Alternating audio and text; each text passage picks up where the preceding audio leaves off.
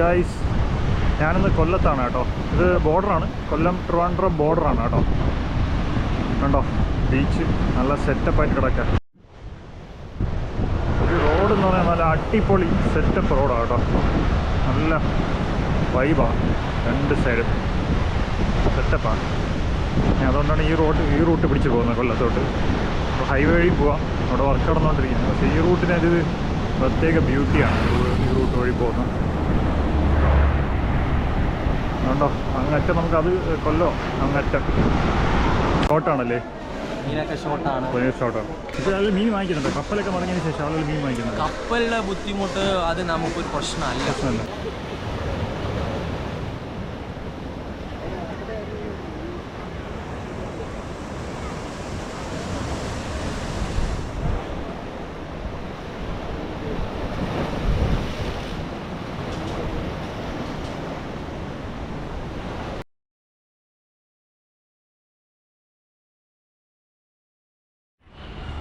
Guys, ഇത് താന്നി ബീച്ചാണ്.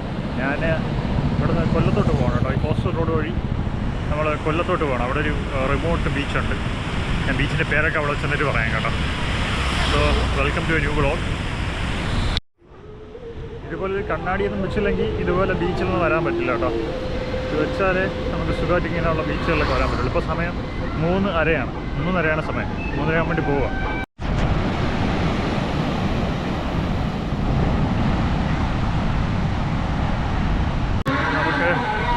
അങ്ങോട്ട് പോകാം, ആ ബീച്ചിലോട്ട് പോകാം. ഓക്കെ, ഈ കോസ്റ്റൽ റോഡ് വഴിയാണ് പോകുന്നത്. ഞാനിപ്പോൾ കോസ്റ്റൽ റോഡ് വഴി ട്രാവൽ ചെയ്തിപ്പോൾ കൊല്ലം ബീച്ചിലെത്തിയിട്ടുണ്ട് കേട്ടോ.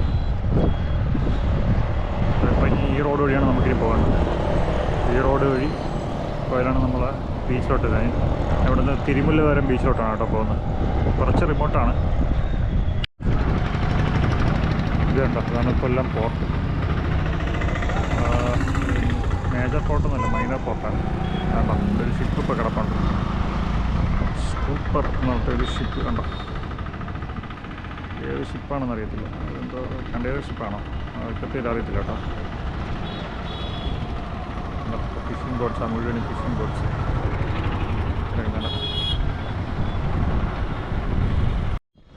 പോർട്ടിനകത്ത് പോകാൻ പറ്റുമെന്ന് ഞാൻ ചോദിച്ചോട്ടോ. അപ്പം പറഞ്ഞു അത് പറ്റത്തില്ല, പോർട്ടിലോട്ട് കയറ്റി വിടത്തില്ലെന്ന്, ആക്സസ് ഇല്ല. ചില പോർട്ടുകളിലൊക്കെ കയറ്റാറുണ്ട്, ചില പോർട്ടുകളിൽ കയറ്റാറില്ല. ഓക്കെ, ഞാനിപ്പോൾ കൊല്ലം ഫിഷിംഗ് ഹാർബറിലാണ് കേട്ടോ. ഓപ്ഷനൊക്കെ കഴിഞ്ഞെന്ന് തോന്നുന്നു, എല്ലാം കഴിഞ്ഞു. ഓപ്ഷനൊക്കെ കഴിഞ്ഞു. ഐസിട്ട്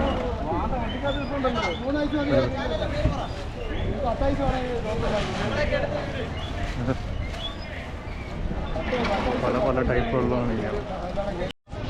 വേണ്ട നമ്മുടെ ആ കപ്പല ഇതുണ്ട്, ഉണ്ടോ ചൂര, നമ്മൾ നേരത്തെ ഉണ്ട് കപ്പല. അപ്പുറത്ത് വേറെ അത് രണ്ട് ടച്ച് കൊണ്ട് വെച്ചിട്ടുണ്ട്. ചെറിയ പോട്ട. ഇവിടെ ഓപ്ഷൻ എന്തൊക്കെ നടക്കുന്നുണ്ട്, കാര്യമായിട്ട് എന്തോ ഓപ്ഷൻ നടക്കുന്നുണ്ട്. ജൂൺ 9 to ജൂൺ 31 വരെ ട്രോളിംഗാണ്. സോ ഈ സമയങ്ങളിൽ മീൻ വളരെ ഷോർട്ടാണ്. അപ്പോൾ പോകാൻ പറ്റില്ല, കടലിൽ പോകാൻ പറ്റില്ല. കടലിൽ ഈ ബോട്ട് ഹാർബറിൽ നിന്ന് ബോട്ടുകൾ പോകത്തില്ല. ഈ സ്റ്റേ എന്ന് പറയുന്നവർ ഈ 3 days 5 days ഒക്കെ സ്റ്റേ ചെയ്ത് പിടിക്കുന്നവർ പോകത്തില്ല.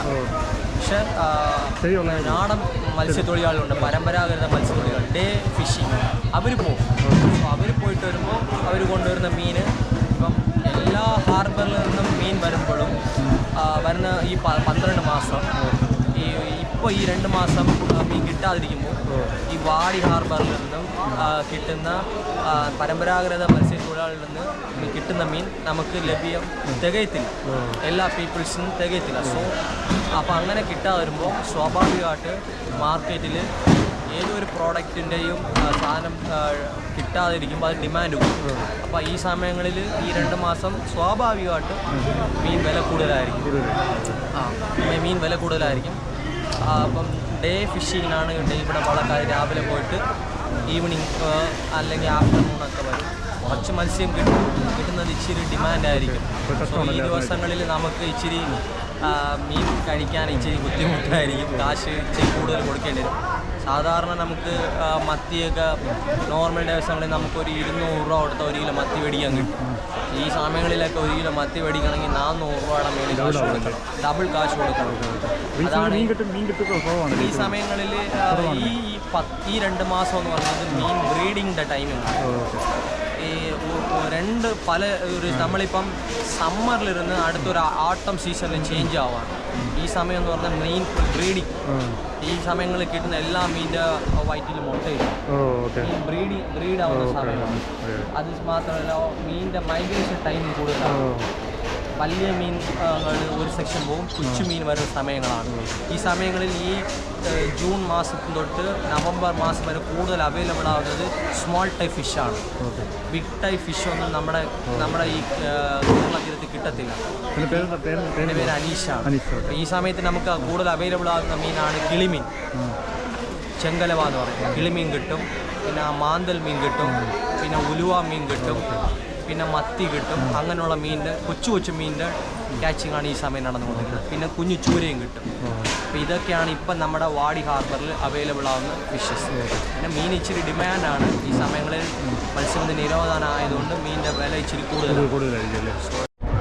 ഇതാണ് കേട്ടോ വാടി ഹാർബർ. വാടി ബ്രേക്ക് വാട്ടർ, അവിടേക്ക് പോകാൻ പറ്റും. അങ്ങോട്ട് ബ്രേക്ക് വാട്ടറാണ് ഉണ്ടോ, അവിടെ ഒരു വരാൻ പറ്റും. ആളുകൾ മീൻ വാങ്ങിക്കുന്നുണ്ട്. കപ്പലൊക്കെ മടങ്ങിയതിന് ശേഷം ആളുകൾ മീൻ വാങ്ങിക്കുന്നുണ്ട്. കപ്പലിലെ ബുദ്ധിമുട്ട് അത് നമുക്കൊരു പ്രശ്നമല്ല. മീൻ വാങ്ങിക്കുന്നത് കപ്പലിലെ ബുദ്ധിമുട്ട് ഇപ്പം നമ്മൾ പറയുന്നത് കടലിൽ പോകുന്ന മത്സ്യത്തൊഴിലാളികൾ ചോദിച്ചാൽ അറിയാം. കടലിലെ മേളിൽ വേസ്റ്റുകൾ വരും.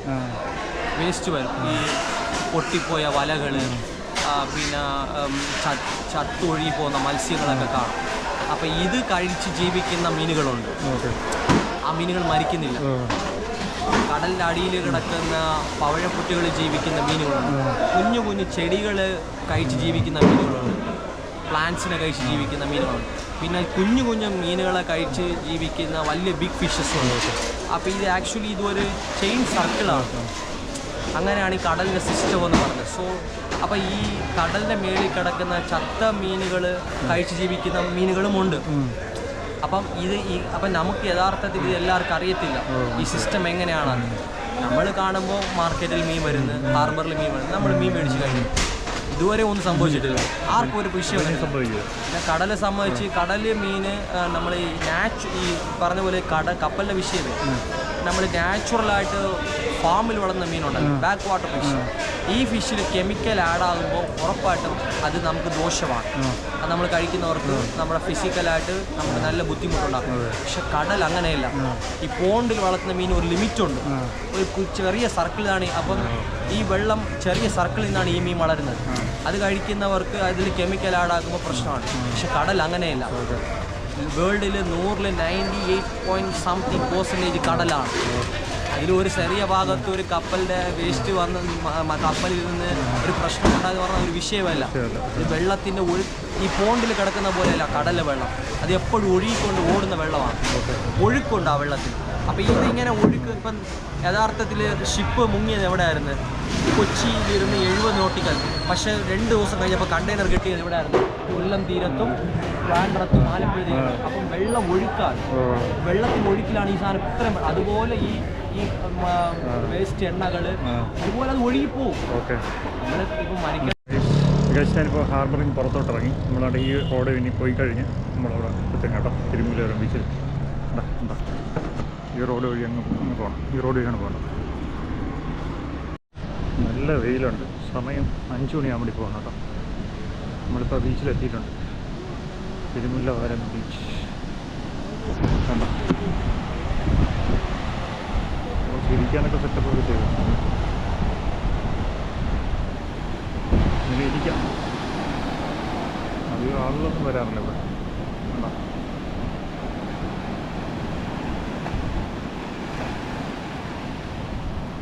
ഇരിക്കാനൊക്കെ ബെഞ്ചൊക്കെ ഉണ്ട്. ഇരിക്കാം. ഇതൊരു ഹോട്ടലായിരുന്നു കേട്ടോ. ഇപ്പോൾ പൂട്ടി കിടക്കുകയാണ്. മെയിൻ്റനൻസ് ഒന്നും ഇല്ലാതെ പൂട്ടിയിട്ടിരിക്കണം. ചെക്ക്മേറ്റ് ഗാർഡൻസ് ഉണ്ടോ, പൂട്ടിയിട്ടിരിക്കുക. അതോടൊന്നും ആരുമില്ല. എന്താ മുമ്പൊരു ഹോട്ടലായിരുന്ന സ്ഥലമാണ്. റിസോർട്ട് പോലെ ആയിരുന്നു സ്ഥലം. അത് പോയി കഴിക്കാൻ.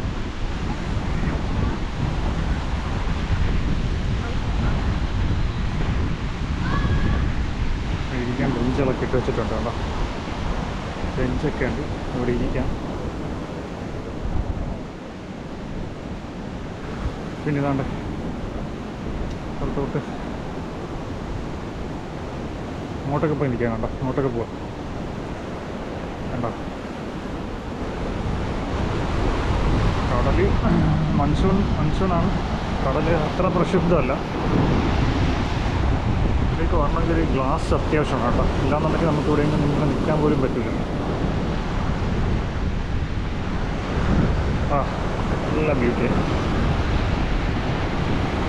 നടന്നുള്ള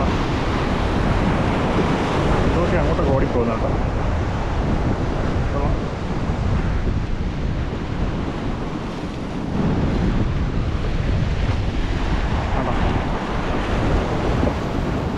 ഇതാണ് നമ്മുടെ തിരുമുല്ലവാരം ബീച്ച്.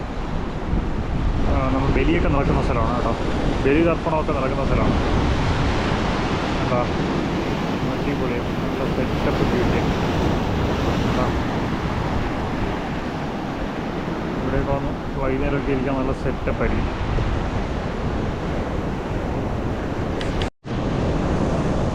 ബീച്ചിൻ്റെ ഏകദേശം ബീച്ച് വരെയും വണ്ടി വരും കേട്ടോ. ബീച്ച് വരെയും നമ്മുടെ കാറൊക്കെ വരും, കാറും ബൈക്കൊക്കെ വരും. ബീച്ച് വരെ കാറൊക്കെ കൊണ്ടുവരാം. കാറൊന്നും ഇറക്കരുത് ബീച്ചിലോട്ട്, കാറിൻ്റെ വേറൊക്കെയൊക്കെ പോകും, ഇറക്കരുത്. ഉപ്പുവെള്ളം കയറി പണിയും നമ്മുടെ കാറൊക്കെ ഇങ്ങോട്ട് ഇറങ്ങി കഴിയും. അപ്പോൾ അതൊക്കെ ദൂരെ ഇട്ടിട്ട് ഇങ്ങോട്ട് ഇറങ്ങുന്നവരാകും കേട്ടോ.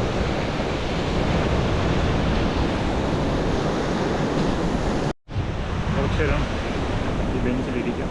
എന്താണ്, നല്ല ടയേർഡായി, ട്രാവൽ ചെയ്ത് ടയേർഡായി. അതുകൊണ്ട് ഈ ബെഞ്ചിലിട്ടിട്ടുണ്ട്. ബെഞ്ചിലൊന്നും നിൽക്കാമെന്ന് വിചാരിച്ചു. ഒരു വീടാണ് നിൽക്കാമെന്ന് വിചാരിച്ചാൽ ഇവിടെ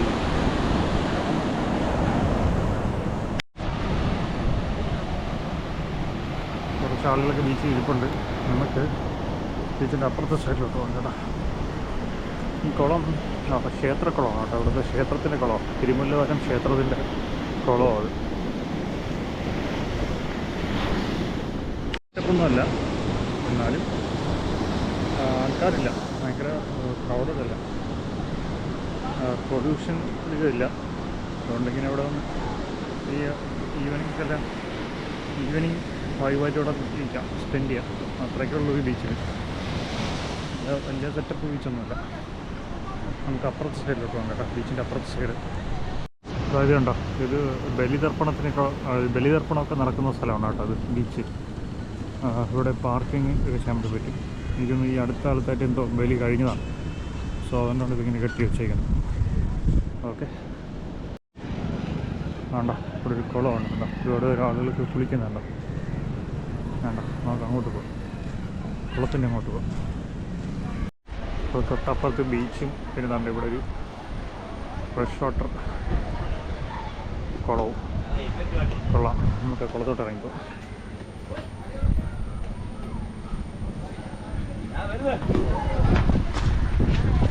തലയിലടിച്ച്, കൊമ്പിലിടിച്ച് തലയില്. ഓക്കെ, കേൾക്കാം. കുറേ പേരൊക്കെ നീന്തി പഠിക്കുക. പശു, ഇവിടെ ഒരു പശു.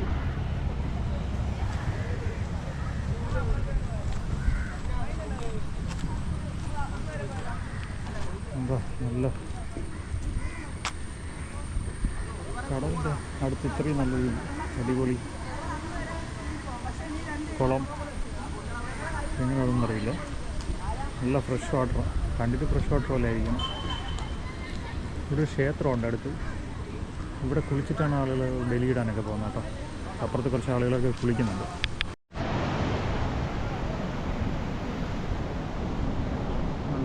ഇവിടെയൊക്കെ വണ്ടിയൊക്കെ പാർക്ക് ചെയ്യാം. ഇത് ഇതിൻ്റെ ബലിയിടുന്ന സ്ഥലമാണ്, ഞാൻ നേരത്തെ പറഞ്ഞില്ലേ.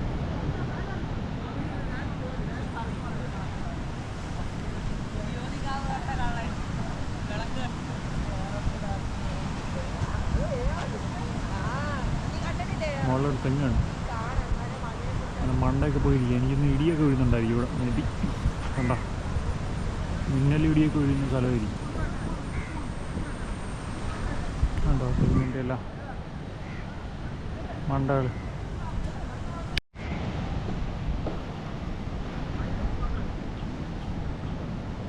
കുറച്ച് കൺസ്ട്രക്ഷനൊക്കെ നടക്കുന്നുണ്ട് കേട്ടോ.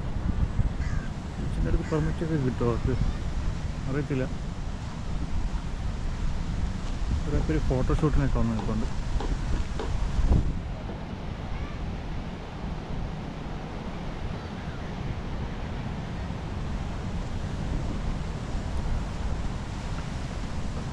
നമുക്ക് അങ്ങോട്ട് ഇറങ്ങിപ്പോകാം കേട്ടോ. ഇവിടെ കുറേ കല്ലുകൾ ഇട്ടിട്ടുണ്ട് തിരയടിക്കാതിരിക്കാൻ വേണ്ടിയിട്ട്.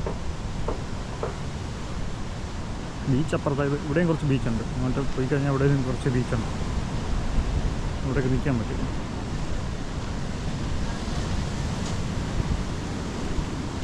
ഇങ്ങോട്ടൊക്കെ വീടൊക്കെ ഉണ്ടോ? ആരൊക്കെ സൈക്കിളിലൊക്കെ വരുന്നു. പയ്യന്മാർ സൈക്കിളിൽ വരുന്നു. അങ്ങോട്ട് വീടുണ്ടോ? വീട് വല്ലതും ഉണ്ടോ അങ്ങോട്ട്? വീടുണ്ടോ? പിന്നെ അങ്ങോട്ട് എന്തൊക്കെയുണ്ടോ? ഓ എന്നാ ബ്യൂട്ടി ബ്യൂട്ടി ബ്യൂട്ടി.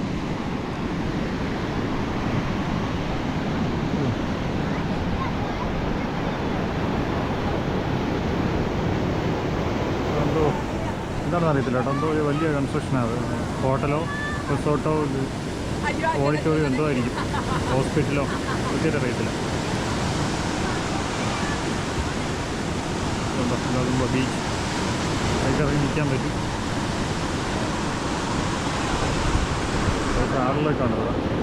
അതുകൊണ്ട് അങ്ങോട്ട് ക്യാമറ പോയിൻ്റ് ചെയ്യാൻ പറ്റുന്നില്ല. കാണുന്നില്ലേ കല്ല്? അതിലോട്ട് അങ്ങോട്ട് പോയി നിൽക്കാൻ പറ്റുന്നില്ല. അങ്ങോട്ട് പോയി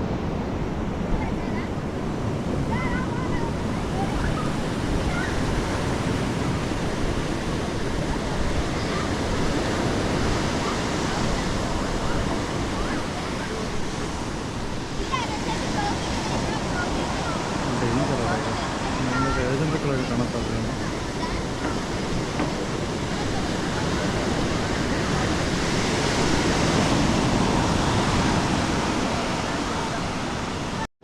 ഇത് താജ് ഹോട്ടലാണ് കേട്ടോ. താജ് റിസോർട്ട്സാണ് അവർ വയ്ക്കുന്ന റിസോർട്ടാണ്. കണ്ടോ? അവരോട് വയ്ക്കുമ്പോൾ അവർക്ക് അവിടെ പ്രൈവറ്റ് ബീച്ചും കൂടെ കാണാം. മൈ ബീച്ച് കാണാൻ തന്നെയാണ് സാധ്യത. അവിടെ ഇവിടെ വയ്ക്കുന്നതായിരിക്കും.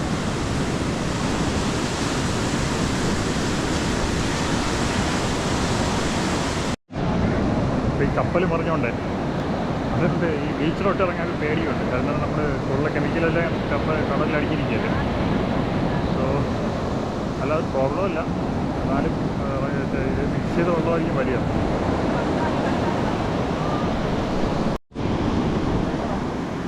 നമുക്ക് ബീച്ചിലോട്ട് ഇറങ്ങിയിട്ടുണ്ട് കേട്ടോ. അവിടെ ചങ്ങറ്റം മതി അറ്റം വരെ ഉണ്ട്.